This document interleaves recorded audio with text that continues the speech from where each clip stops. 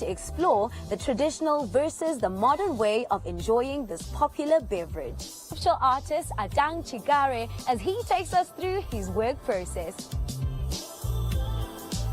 I am Pamela Mtanga and you're watching AfriMax. It's the best and most entertaining evening show on radio. Adora and Ashon on your inspiration station. Your inspiration station. 99 FM. In the news tonight, City of Windhoek secures 155 million Namibian dollar loan for new power substation to avoid load shedding.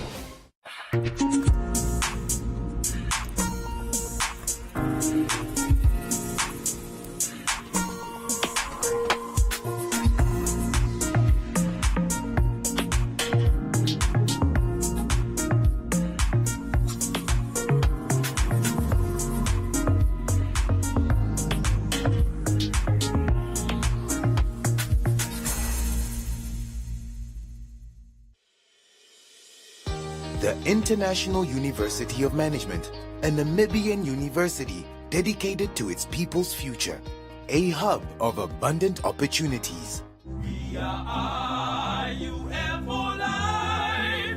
We are IUM.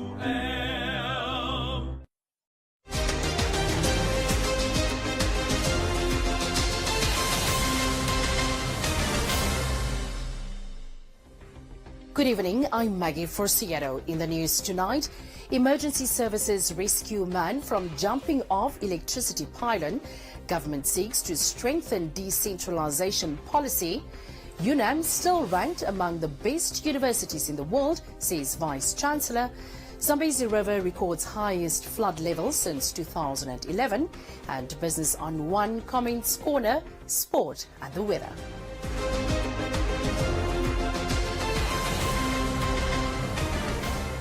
The City of Windhoek Emergency and Disaster Risk Management rescued a 25-year-old man who attempted to jump off an electricity pylon in Okoriangava on Tuesday evening. According to the police incident report, the man, who is a resident in the same area, allegedly attempted suicide following an argument with his mother after being confronted for attempted theft in the house. It is alleged the young man climbed on the electricity pylon just after 1600 hours on Tuesday evening and was removed after 2000 hours by the emergency services, who used a hydraulic aerial platform, a multi-purpose vehicle which, according to the emergency services, is only used on request. The incident attracted a large crowd of onlookers, including the emergency personnel, both Namibian and city police, and a negotiator who collaborated and achieved to remove the men. After 3 hours of anguish and anticipation of what would happen, a 30-year-old taxi driver and resident, Elias Mandere, risked his life and climbed up the electricity pylon to prevent the young man from jumping and placed the man into the hydraulic aerial platform. Mandere said he simply did this to save the life of the young man because all lives matter. The reason I saved the brother, every life matters. And the one thing that everyone must know is one Namibia, one nation.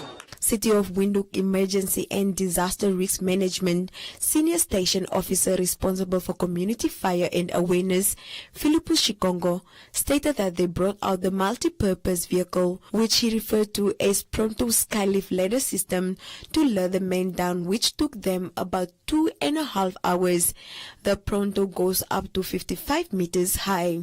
So the first thing the officer on duty did was just to alert the national power supply, that is NamPower, to ask them if there was a possibility of trying to turn off those live high voltage electric lines, and that was done.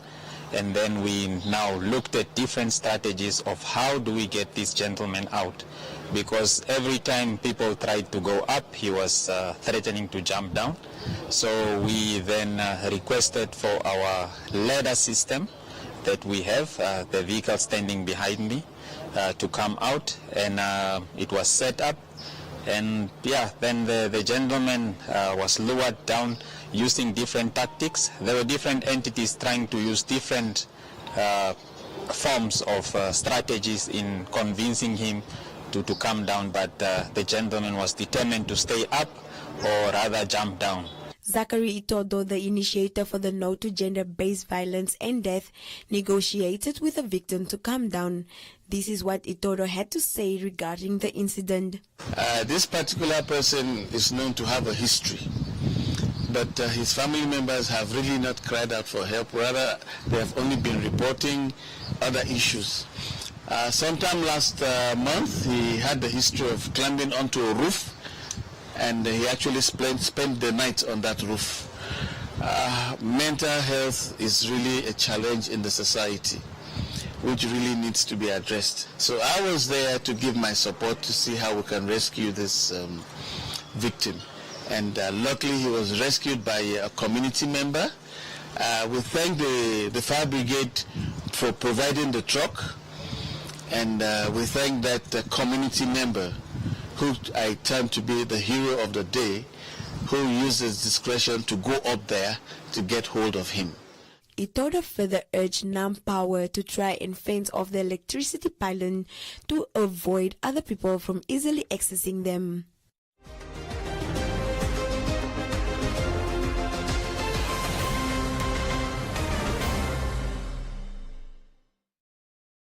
Swipe on it and win! Come bank with us and stand a chance to win the grand prize of an eco-friendly hybrid vehicle or one of 40 fuel vouchers worth $40,000 Namibian. Full tank, I believe. To enter, simply make any purchase using your Bank Vintage Visa debit or credit card between the 1st of October 2022 and the 31st of March 2023. With your Bank Vintage Visa card in hand, let's journey together with every swipe. Visit bankvintage.com.na for more information. Protect yourself against fraud and never share your PIN. T's and C's apply. Bank Vintage, a member of Capricorn Group.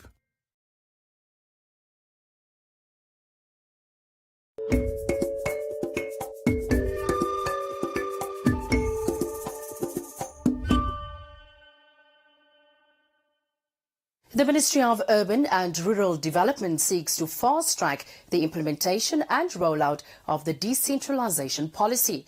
The policy was adopted in 1997 with the objective of ensuring that key functions related to the provision of services such as rural water supply, communal land and social welfare are managed at regional level. The Ministry of Urban and Rural Development is hosting a 4-day consultative forum in Windhoek, at which stakeholders are deliberating on the progress made in ensuring that the set goals of the decentralization policy are met. The Decentralization Coordination Director in the Ministry of Urban and Rural Development, Godwin Sekabonga, said the policy is a central instrument for the government to deliver services to the people. So far, by the policy, it entails that certain service-oriented functions have to be decentralized by way of being transferred to regional councils and local authorities over time. And so far, government in the last few years has embarked on this process vigorously to make sure that all those service-oriented functions which will enable subnational governments, in particular regional councils, to effectively and efficiently provide services to our local communities are decentralized. So far we have a couple of functions that have been decentralized. Speaking at the occasion, the Minister of Urban and Rural Development, Erastus Utoni, stated that for the adoption of the national policy to be a success, it will take combined input from all stakeholders.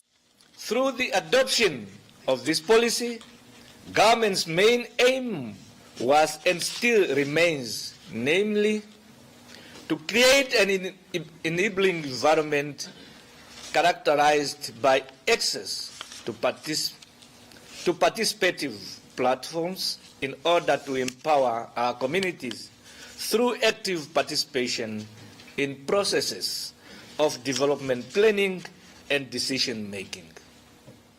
Sikabonga further said that they have seen an improvement on the annual decentralization policy and that they are progressing steadily. The forum is set to end this Friday.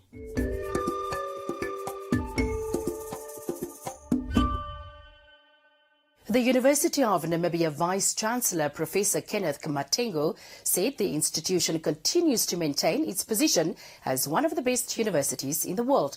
Matengo said the university is the only institution in Namibia to be listed in the Times Higher Education World University ranking last year. The ranking assesses the quality of teaching, research, citations, industry input and international outlook. Speaking at the official opening for the 2023 academic year, UNAM's Vice-Chancellor Kenneth Matengo highlighted the key attributes that contribute to the institution's good reputation. Matengo stated that, arguing that the education that UNAM offers is inferior to other higher education systems, is delusional, as the university produces most of the professionals in all the sectors in Namibia. A great number of Namibia's CEOs are UNAM graduates. There are many CEOs that are UNAM graduates. The majority of those who look after our legal and justice systems are also UNAM graduates. Our educators, even if we complain about this year's unpalatable results, you and me were produced by UNAM graduates. It is therefore a myth to argue that the education that UNAM offers is inferior to other higher education offerings. But this is not a denial of the weaknesses that we see in the education system. It is also important to recall and indeed to celebrate that the Times Higher Education World University Rankings of 2022 cited the University of Namibia in the ranking of the top 500 to 800 universities in the world. UNAM is the only institution of higher education in Namibia that is cited in the ranking. In addition, the Vice-Chancellor said the institution has its footprint globally, as it can be seen by the greater number of staff the university hires from across the world and the student population from over 40 countries. We hire staff from nearly 70 countries around the globe, and our student population comes from over 40 countries. Many of our graduates come from all over the world, and they return as great ambassadors. Some of the alumni of UNAM are working in the University of Oxford, University of Pretoria. They work for international organizations like the United Nations, the African Union. I just met one a few days ago who is a legal advisor in the African Union chairperson's office. To date, UNAM has registered a total of 23,128 students, of which more than 4,500 are first-time students. This is marked as an improvement compared to the last 2 years.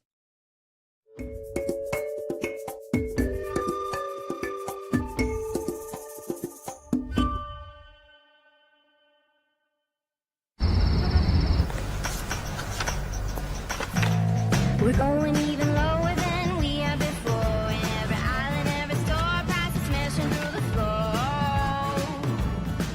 Smashing through the floor. Our lower than low prices are even lower. Get Nescafe Recoffee for a low $84.99 and Nestle Cremora for a low $39.99. It's the Spar lower than low sale now on.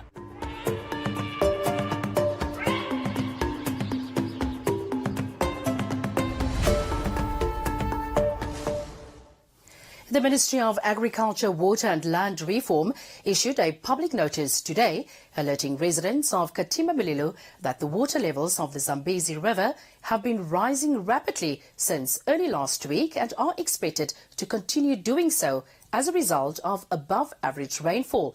The ministry highlighted that the hydrological station recorded 5.29 meters of overflow at the Zambezi River bank early this week. According to the Ministry of Agriculture, Water and Land Reform, This year's flood levels are the highest that have been recorded since the 2009, 2010 and 2011 Zambezi floods. The eastern Zambezi floodplains have over the years been occupied by more residents and farmers who are now at risk of loss and damage if they do not vacate in time. In addition, a crop farmer living near the Zambezi floodplains told Agri-on-One that his maize fields are underwater due to the speed at which the river level has been rising. The farmer, Mukanwa, explained that over the past few days, he and his family, along with other farmers and residents in the area, had to vacate and relocate their livestock in order to escape the flood water. Mukanwa said he has lost out on a big harvest for this year and will have to come up with a way to start from scratch after the flood waters subsides. The ministry has warned communities, farmers and road users to be on the alert for high river flows and extreme flooding as the rainy season is not over and water levels are expected to continue rising at a steady pace.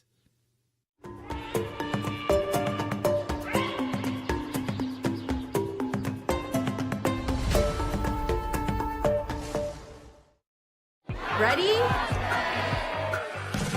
Wow. Mia, can you send me that? Sure. Mia, can you send me that? Mia, can you send me that? Green light, red light, can you send me that? Hey, can you send me that? Sure.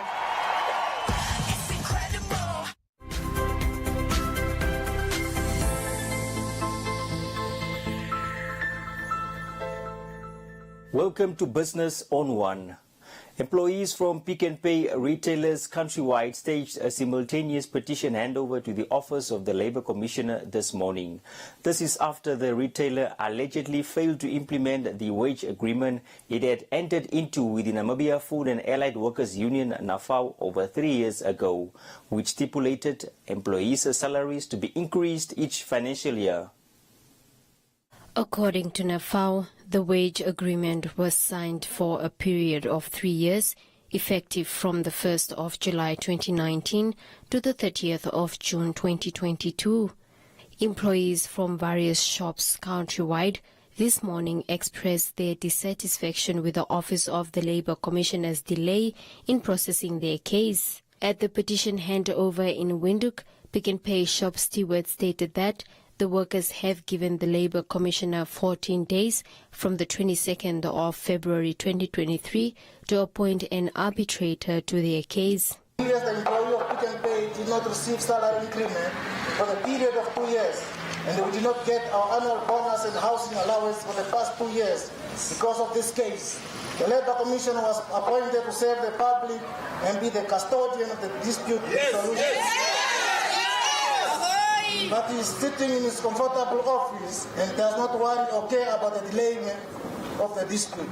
Now we, the employee, are suffering because of the lack of service delivery at the Labour Commissioner's office. There has been ongoing deliberate postponement by Pick n Pay, and we want the Labour Commissioner to come out and tell us why our case cannot be finalized. Labour Commissioners must tell us what is between his office and Pick n Pay.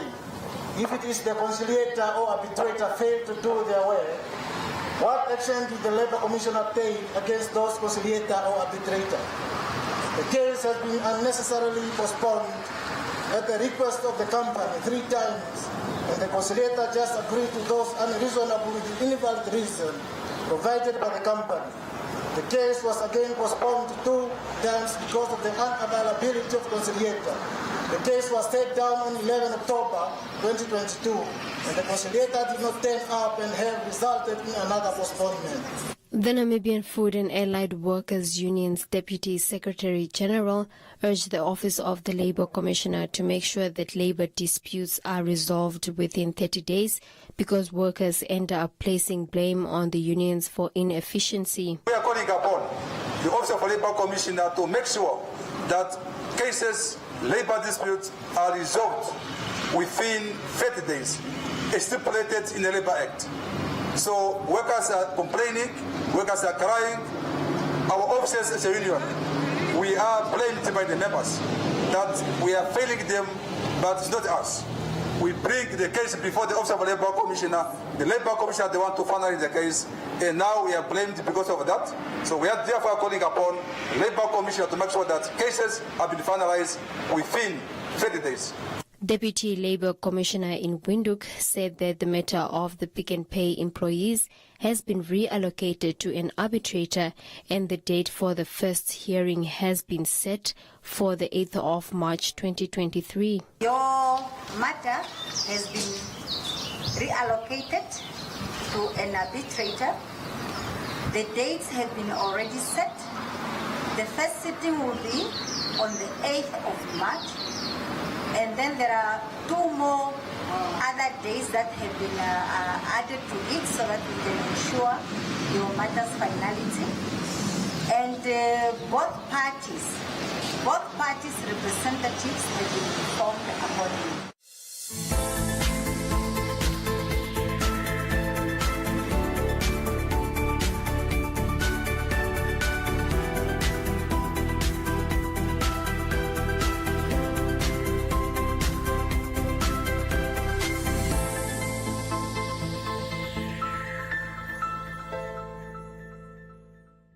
And that is all we have for you. Be sure to follow us on our social media pages for more on business news.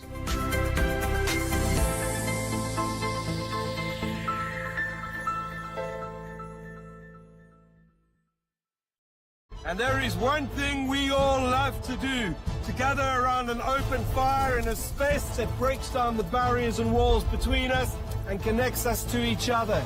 We love to braai.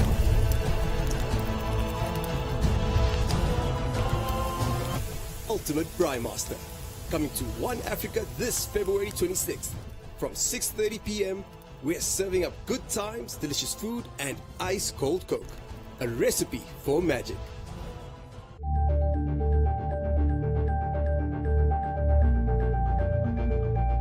Time now for Comments Corner, your daily dose of comments from our social media pages. 5 habitual housebreakers were arrested last week in connection with a robbery at a house in Commersdal. This came after the Windhoek City Police and the Namibian Police Force responded to a tip-off from members of the public while the robbery was in progress. The suspects were about to make a getaway with items valued over 150,000 Namibia dollars, including television sets, jewelry, wigs, and a cash amount of 44,620 Namibia dollars. Fundo said the suspects will soon be released on bail and continue their trade.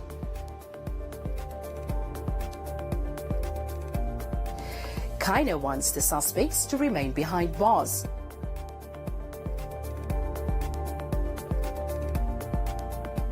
NATO recommends that the law enforcement withholds information on the process that led to the capture. Adelaide said police officers are hard at work this year. Eliakim said someone once said people should create their own employment. That is all from Comments Corner. Be sure to engage on our stories on our social media pages for broadcast on News on One.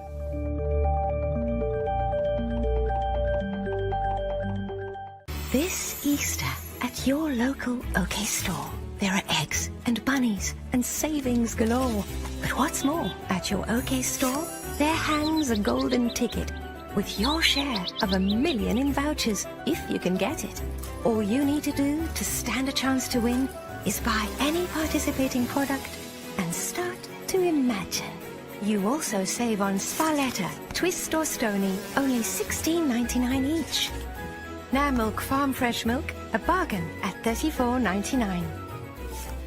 And Sunlight Dishwashing Liquid, only $49.99.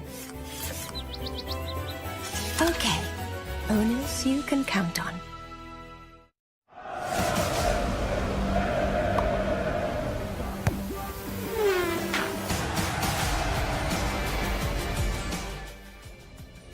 Now for the latest in sport. The Namibian national men's football team head coach Colin Benjamin announced the provincial 40-man team ahead of the Group C AFCON 2023 qualifiers clash against Cameroon next month at a media conference in Windhoek today. The Tafellaga Brave Warrior squad will feature Ryan Nyambe, a defender for Britain's Wigan Athletics, as well as South Africa's Mamelodi Sundowns top goal scorer Peter Shalolile, Dion Hotto from Orlando Pirates, and rising star Edma Kamatuka of the Namibian Dubmarine Premiership.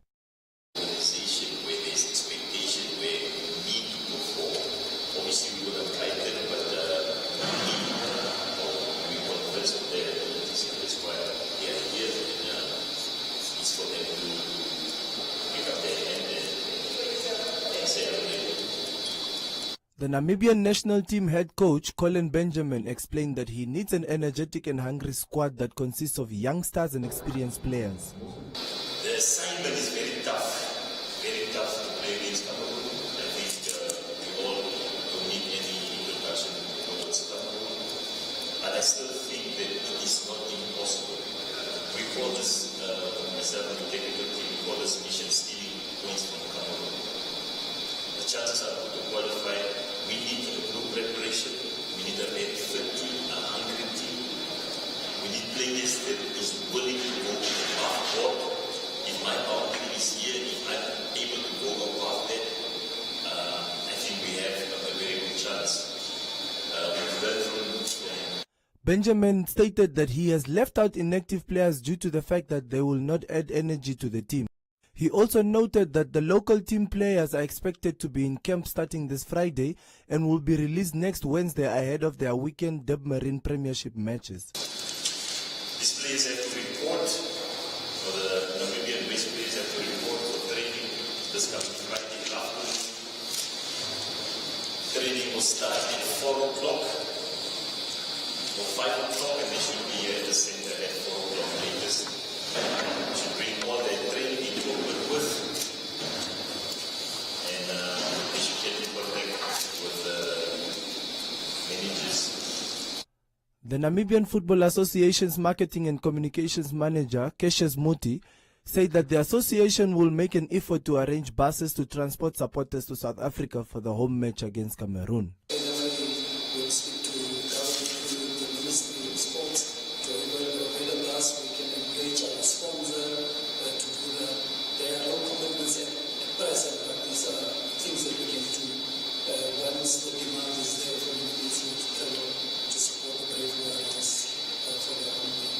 Namibia's home match against Cameroon is scheduled to be played in South Africa due to the lack of FIFA-approved stadiums in Namibia.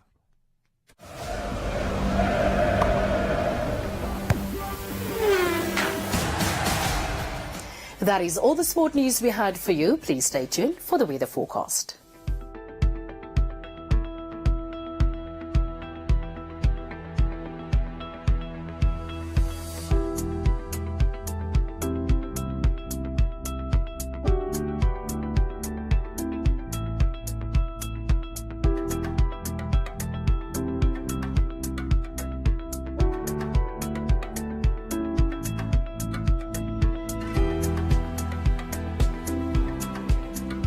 We have come to the end of tonight's edition of News on One. Don't forget to follow us on our social media pages. From me, Maggie Forciero, and the rest of the team, till next time, it's good night.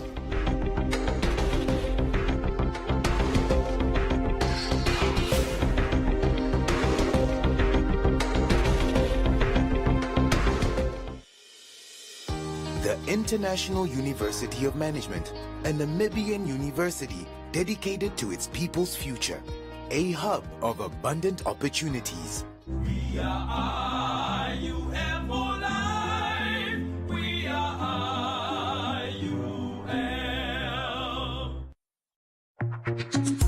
Thank you for watching this show on One Africa. Because you are part of our One family, your voice is very important to us. Please take a moment to rate this show by scanning the QR code on your screen now, and you can stand a chance to win fantastic prizes every month. T's and C's apply.